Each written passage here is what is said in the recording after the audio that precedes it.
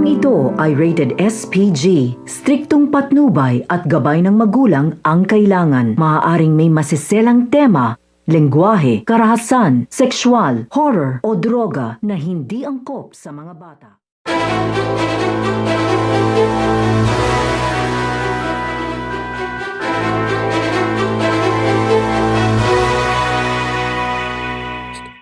Dadalawin na nito nga ni Mariano at ang kanyang asawa itong ang kanilang anak na nasa loob nga ng kulungan na ito nga si Victor at dito na nga din matatangkain nito nga ni Mariano na itakas nga itong ang kanyang anak na ito nga si Victor dahil habang papunta nga sila dito nga sa presinto upang dalawin nito nga si Victor ay sinasagawa na nga nito nga ni Victor ang pagpapatahimik dito nga kay Mr. Chan. Dahil magkasama nga sa iisang selda ito nga si Mr. Chan at ito nga si Victor, kaya dito na nga isasagawa nito nga ni Victor ang kanyang pagpapatahimik dito nga kay Mr. Chan dahil si Mr. Chan nga daw ang magiging hadlang sa kanyang mga plano at uunahan na nga na dito ito nga si Mr. Chan. Kaya nga ito nga si Mr. Chan ay nagmamakaawa nga ito dito nga kay Victor.